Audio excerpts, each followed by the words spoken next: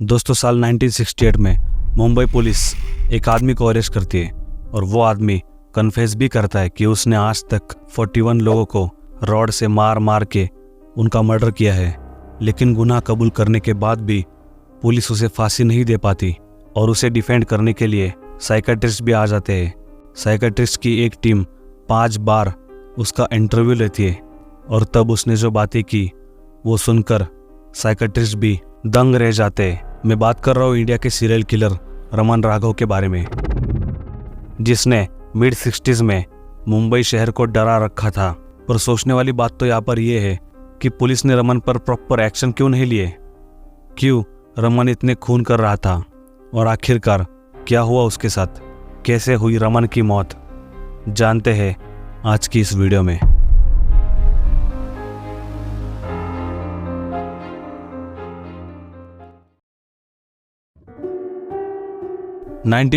अगस्त महीने में इस सब की शुरुआत हुई थी, जब फुटपाथ और झोपड़ी में रहने वाले लोगों को सोते समय रॉड से मार मार के उनका मर्डर किया गया था। और ये सारे मर्डर्स रात के वक्त हुए थे। ऐसे ही सेम टू सेम मर्डर्स कुछ साल पहले मुंबई में हुए थे 1965-66 में, जिसमें 19 लोगों पर हमला किया गया था और उसमें से 9 लोग मारे गए थे। फिर इसमें पुलिस को एक आदमी पर शक हुआ और उसे गिरफ्तार कर लिया। वो एक होमलेस आदमी था, लेकिन पुलिस फाइल में उसका नाम पहले से मेंशन था, क्योंकि पहले ही रॉबरी के केस में उसने 5 साल जेल में बिताए थे। पर पुलिस के पास उसके खिलाफ कोई सॉलिड सबूत नहीं था, क्योंकि पास में क्या हुआ वो छोड़ो, उसने चोरी डकैती की होगी, लेकिन इस सीरियल किलिंग के नए क्राइम में पुलिस के पास कोई एविडेंस नहीं था उसके खिलाफ। इसलिए उन्होंने उस आदमी को छोड़ दिया और उस आदमी का नाम था रमन राघव। हाँ, उसे पुलिस ने अरेस्ट करके जल्दी छोड़ दिया था, लेकिन 1968 में जब दोबारा किलिंग शुरू हुई तो पुलिस डिपार्टमेंट ने फिर से उसकी तलाश शुरू की। Deputy commissioner of CID Ramakant Kulkarni ने इस इन्वेस्टिगेशन का जिम्मा खुद उठाया था और यह मैसिव ऑपरेशन चालू हुआ और आखिरकार इस अटेम्प्ट में पुलिस सक्सेसफुल हो गई उसे अरेस्ट करने में। रमन राघव का जन्म तमिलनाडु मद्रास में 1929 में हुआ था और उसे सिंधी तलवाई, अन्ना, थंबी और वेलुस्वामी इन नामों से लोग जानते थे। पुलिस ने अरेस्ट करने के बाद रमन राघव ने कन्फेस कर लिया।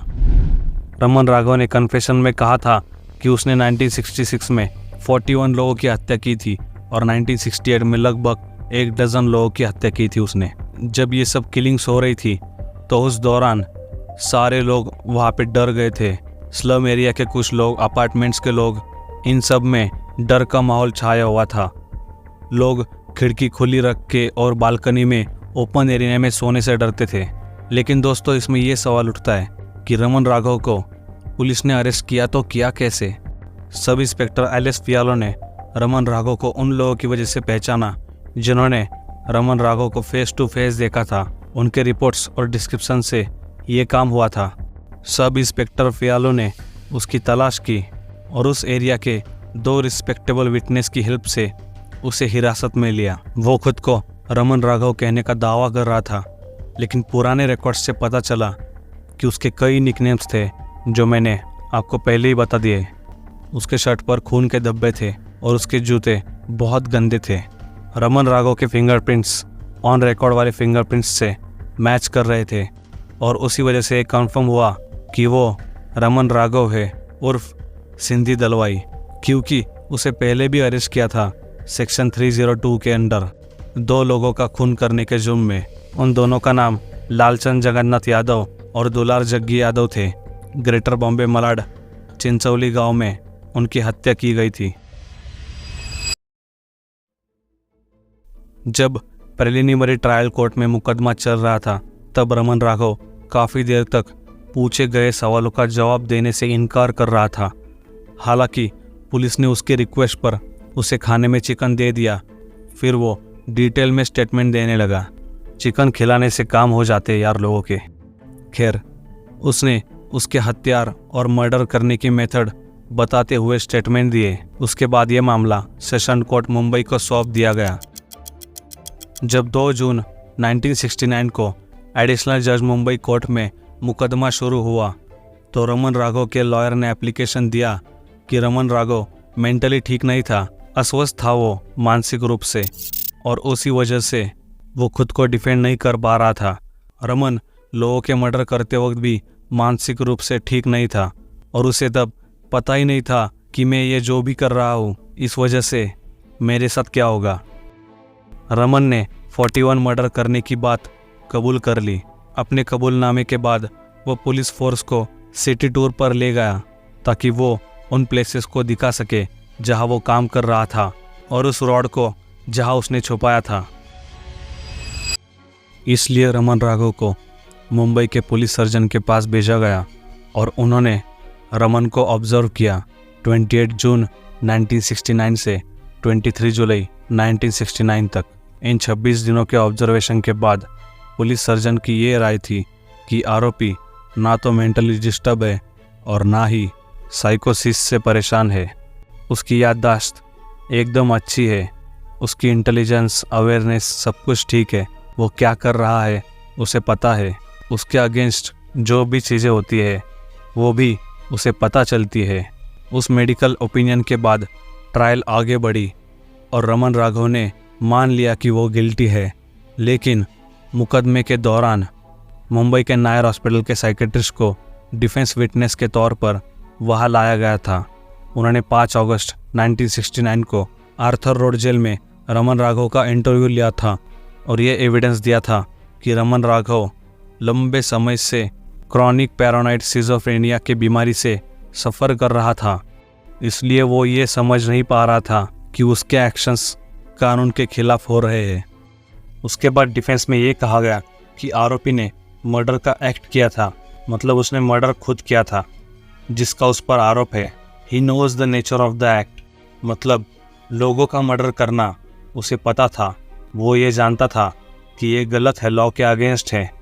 एडिशनल सेशंस जज ने रमन राघव को हत्या के आरोप में गिल्टी घोषित किया और मौत की सज़ा सुनाई। रमन ने अपील करने से इनकार कर दिया। ये सुनकर मैं चौंक गया। इसने पहली बार डिफेंस में कुछ बोला नहीं। कमाल यार। उसकी पनिशमेंट को कंफर्म करने से पहले मुंबई हाई कोर्ट ने यह आदेश दिया कि मुंबई के सर्जन जनरल को 3 साइकेट्रिस्ट का एक स्पेशल मेडिकल बोर्ड कॉन्स्टिट्यूट करना चाहिए ताकि ये कंफर्म हो सके कि आरोपी मानसिक रूप से बीमार है और क्या मानसिक रूप से बीमार होने के कारण उसे खुद को डिफेंड करना नहीं आ रहा था। स्पेशल मेडिकल बोर्ड्स के मेंबर ने रमन का इंटरव्यू 5 बार लिया और वो भी लगभग 2 घंटे तक। फाइनल इंटरव्यू में जब उन्होंने रमन को गुड बाय कहा और उससे हैंडशेक करने की कोशिश की, तब रमन ने कहा कि मैं कानून का प्रतिनिधि हूँ जो इस दुष्ट दुनिया से संबंधित लोगों को टच नहीं करता। ये उसने क्यों कहा, क्या मकसद था इसके पीछे, नहीं पता। एग्जामिनेशन रिपोर्ट कुछ ऐसा आया था कि उसके बचपन के डिटेल्स अवेलेबल नहीं थे और उसकी फैमिली में मेंटल इलनेस की कोई हिस्ट्री नहीं थी। जो डाटा अवेलेबल था उसके अनुसार रमन को बचपन से ही चोरी करने की आदत थी। उसने शायद ही कभी पढ़ाई की होगी। 1968 में पुणे से लौटने के बाद वो हमेशा एकांत में अकेला रहना पसंद करता था। वो मुंबई में आकर भी आउटसाइड में वहाँ के जंगलों में रहता था। उसके स्कल का x ray, routine blood examination, serological test, ऐसे सारे टेस्ट करने के बाद रिपोर्ट्स में ये सामने आया कि रमन राघव का इंटेलिजेंस लेवल एवरेज था और उसे कोई मानसिक बीमारी नहीं थी। उसके जो 5 इंटरव्यूज़ लिए गए थे उसके दौरान ऐसा महसूस हुआ कि उसे डिल्यूजन, मतलब भ्रम होते थे। सिस्टमैटिक डिल्यूजन उसे हो रहा था। इसमें जो कुछ सच नहीं है वो सब सच लगता था। मेंटली वो उन चीज़ों को ट्रू कंसिडर करता था। और ये सब यहाँ तक भी नहीं रुका। रमन राघव को जो डिल्यूशंस होते थे वो उसने आगे बताए। उसे लगता था कि 2 दुनियाएं होती है, कानून की दुनिया और दूसरी ये दुनिया जिसमें वो रहता है। उसका एक फिक्स और अटल विश्वास था कि लोग उसका सेक्स चेंज करने की कोशिश कर रहे थे, मतलब लिंग परिवर्तन।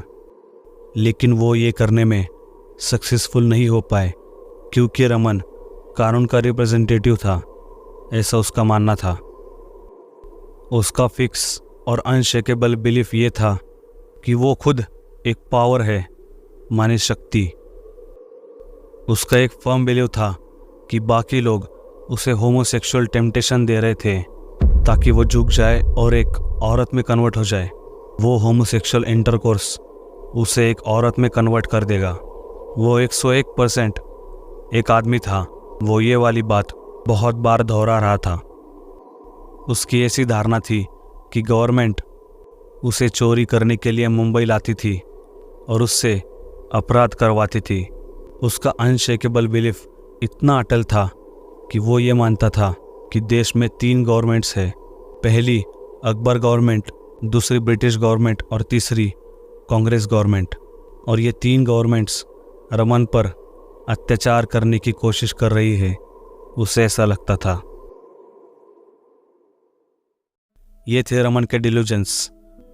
वो खुद निर्दोष है और बाकी सब जो कर रहे हैं दुनिया और सरकार उसके साथ गलत कर रहे हैं, ऐसा उसका मानना था। उसने जो कुछ क्राइम्स किए थे उस टॉपिक से हटकर ये होमोसेक्सुअल और औरत में कन्वर्ट होने की बातें, ये सब वो बोल रहा था। लेकिन इसके बावजूद Raman Raghav was found guilty और उसे सेंटेंस टू डेथ की पनिशमेंट मिली। उसकी सज़ा कंफर्म होने से पहले साइकेट्रिस्ट ने बताया कि वो मेंटली ठीक नहीं था। 9 अगस्त 1987 में उसकी मौत की सज़ा को कम करके आजीवन कारावास में बदल दिया क्योंकि वो मानसिक रूप से बीमार पाया गया था, ऐसा उनका मानना था साइकेट्रिस्ट का। उसे फिर पुणे के अरोड़ा जेल में भेजा गया और central institute of mental health and research में उसका इलाज चल रहा था। और आखिरकार 1995 में किडनी फेल होने के कारण ससून हॉस्पिटल में रमन राघव की डेथ हो गई। दोस्तों, रमन राघव के इस चैप्टर में हमें साइकोपैथी देखने मिली, विनाशकारी परिणाम देखने मिले। तुम्हारी मानसिक स्थिति अगर ठीक नहीं है तो तुम ऐसे 41 लोगों को मारोगे, उन लोगों की क्या गलती? कानून की दुनिया में तुम रहते हो और खुद कानून का उल्लंघन करते हो। ये है रमन राघव। जब किडनी फेलियर से उसकी मौत हुई थी तब वो 65 साल का था। आखिर में मेरा बस एक ही सवाल है कि ठीक है, मानसिक रूप से बीमार था वो, इसलिए उसकी सज़ा कम की। उसने 41 लोगों को मारा था। अगर वही उसने 441 लोगों को मारा होता फिर भी साइकेट्रिस्ट के कहने पर उसकी सज़ा कम करते।